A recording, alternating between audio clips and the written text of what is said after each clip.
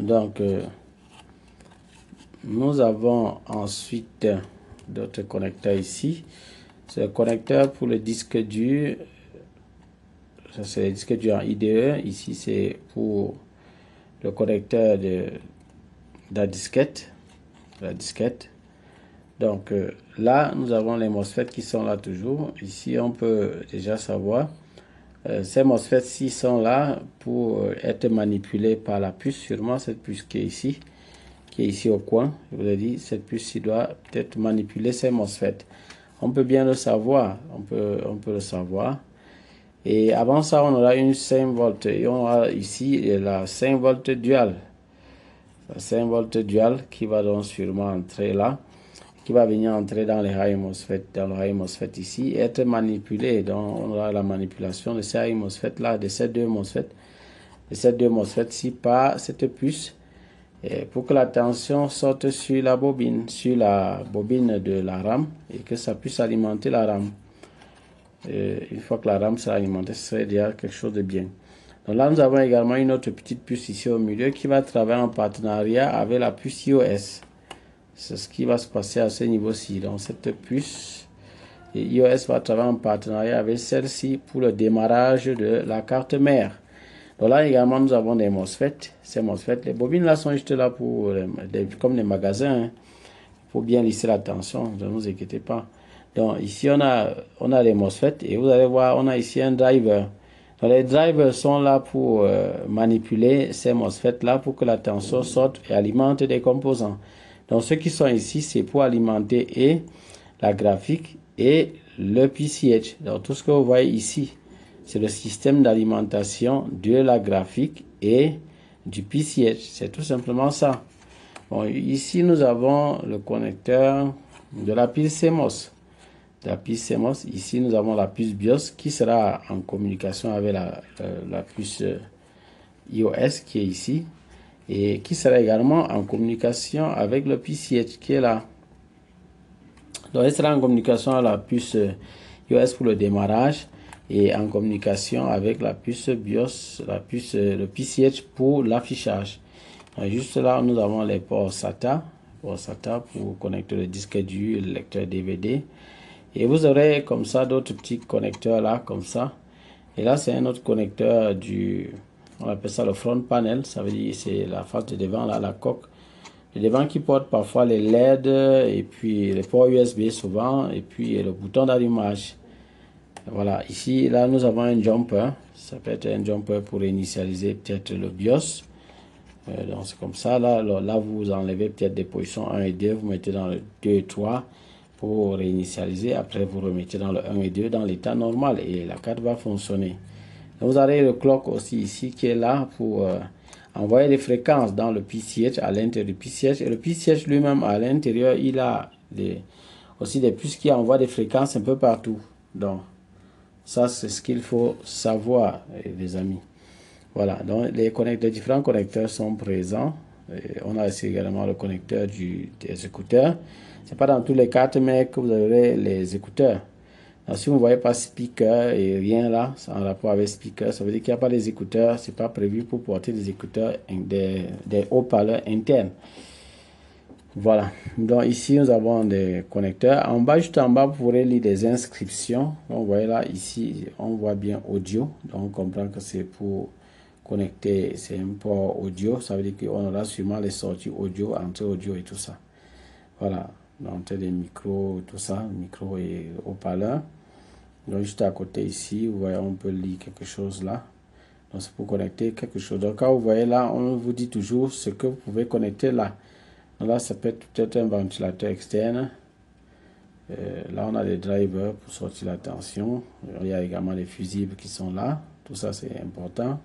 Là, un autre connecteur qui est ici. Vous voyez, on a mis J USB 1. Donc, ça veut dire que c'est pour le port USB. C'est pour le port USB. Donc là, J USB 2. Donc, c'est le port USB. Donc, vous lisez juste en bas là. Vous allez voir l'inscription. Ça vous permet de savoir de quoi il est question. Dans LPC, ça c'est un connecteur LPC. Voilà. Donc là, vous voyez IDE, voilà. Donc voilà en gros les composants. Bon, derrière la carte mère, ce qui est quand même un peu marquant, c'est que sur la carte mère de desktop, Juste derrière, vous n'aurez pratiquement pas de composants. Il y en aura quand même souvent, peut-être des condensateurs et tout, mais vous n'aurez pas trop de composants derrière. Mais je vous conseille quand même, lorsque vous faites l'inspection visuelle, de parcourir la carte mère du desktop et de regarder également derrière, comme ici, de ce côté-ci, regardez. Il y a déjà quelque chose ici qui attire l'attention. Donc, regardez. Ici, au niveau de la RAM, vous voyez qu'il y a une petite blessure là. Et ça, c'est suffisant pour créer un problème sur la machine. Donc, vous devez prendre tout ça au sérieux. L'inspection visuelle, c'est également regarder des choses comme ça. C'est également regarder des choses comme ça. Donc, vous voyez là, il y a quand même quelques petits condensateurs. Il faut toujours tourner pour voir. Ça vous permet même de voir si on a déjà trop tripoté cette carte. Si vous voyez par exemple des soudures au hasard, là, n'importe comment, ça peut déjà vous donner, vous mettre la puce à l'oreille. Voilà, donc, prenez la peine de regarder aussi derrière la carte, le verso de la carte. Peut-être pour constater peut-être des moisissures ou bien des anomalies ou des trucs qui ne vont pas. Donc, ne regardez pas seulement au-dessus. Et regardez également les ports USB, regardez si rien n'est cassé, regardez, vérifier tous ces aspects-là. Ça va vous permettre d'avoir quelque chose de bien clair. Donc voilà les amis pour cette première série de vidéos sur les composants électroniques de la carte mère, leurs différents rôles et comment est-ce qu'on peut les inspecter, l'inspection visuelle. Donc, en résumé, je vous ai dit, je vous ai donné les différents composants, les différents rôles. Les ports VGA, je vous ai dit, ça c'est pour l'affichage externe, ça c'est les imprimants, les anciens ports série. Et ici, on a les ports PS2 pour les anciens claviers et souris. Bon, là, c'est audio pour le baffle, les haut-parleurs et le micro. Là, les ports USB, le RJ45 pour le réseau. Et là, je vous ai parlé de la puce qui gère l'audio. Vous voyez là, puis celle-ci qui gère les ports PCI. On a les ports PCI Express, on a le clock generator, on a le cristal qui permet d'osciller, on a la zone des VRM qui permet d'alimenter le processeur. On a la puce qui les manipule, qui les gère toutes ces zones-ci, qui gère toutes ces zones. Nous avons là le secteur de la 12 volts qui va alimenter dans cette zone. Nous avons le secteur de la RAM ici avec la puce qui doit gérer les MOSFET qui sont ici pour produire la tension à ce niveau et que ça va entrer dans la RAM. Nous avons là la puce iOS qui va aider pour le démarrage de la carte. Là, le connecteur ATX pour l'alimentation. Là, nous avons des condensateurs de sortie pour stocker l'énergie et bien la filtrer. Nous avons ici tout le système d'alimentation de ces deux puces qui sont là, la carte graphique et puis le PCH, donc c'est-à-dire le Nord Bridge, le South Bridge. Et nous avons également cette puce qui travaille en partenariat avec la puce iOS pour le démarrage de la carte mère. Et nous avons également le port PCI Express. Nous avons la pile CMOS qui est là, qui est importante pour le BIOS. Et nous avons la puce BIOS qui est là. Et nous avons les différents connecteurs SATA. Et je vous ai parlé des autres connecteurs externes, USB, le micro, l'audio, les haut-parleurs, vous voyez. Et puis, juste là, on a également des petits condensateurs qui sont en bas, avec des petites résistances là. Donc, voilà les composants de la carte mère du desktop. De se former, les amis, c'est possible de maîtriser ce domaine du dépannage des cartes mères ordinateurs. Vous en avez marre de souffrir du manque de connaissances, de bidouiller, de chercher sur YouTube des vidéos qui vont vous montrer quelque chose par rapport à la panne que vous avez sur votre carte mère.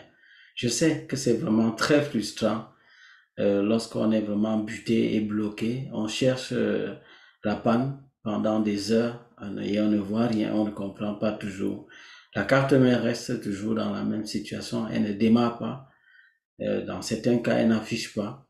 Pourtant, vous avez travaillé, pourtant, vous avez cherché longtemps sur YouTube pour obtenir de l'aide, mais vous n'avez pas pu trouver la solution. Je sais, parfois, Il vous arrive même d'essayer et à un certain moment, la carte mère se gâte ou bien la situation s'empire. Je suis passé par là également, les amis. Les formations que nous avons mises sur pied, nous avons établi un plan de formation assez détaillé et assez pratique. Donc, toutes les étapes sont faites pour vous permettre de pouvoir maîtriser ce domaine du dépannage des cartes mères d'ordinateur. Vu que je suis passé également parce que vous êtes en train de vivre, je connais mieux votre situation et je sais exactement ce dont vous avez besoin, ce qu'il vous faut pour pouvoir bien comprendre comment ces cartes mères fonctionnent et comment détecter le problème. Parce que c'est une perte lorsque on se retrouve en train de laisser un client partir. Pourtant, on aurait pu résoudre le problème. Avenir Computer Repair est là. Désormais, vous n'avez plus besoin de vous inquiéter. Avenir Computer Repair est là pour vous aider à pouvoir maîtriser le dépannage de ces cartes mères d'ordinateur. Oui, vous pouvez y arriver. Oui, il faut le croire. Comme je le dis, il faut vraiment y croire. Et si vous n'y croyez pas, alors évidemment, vous allez toujours rester dans cette situation, être toujours en arrière. Donc, c'est possible de maîtriser le dépannage de ces cartes mères d'ordinateur. Et assurez-vous, grâce à cette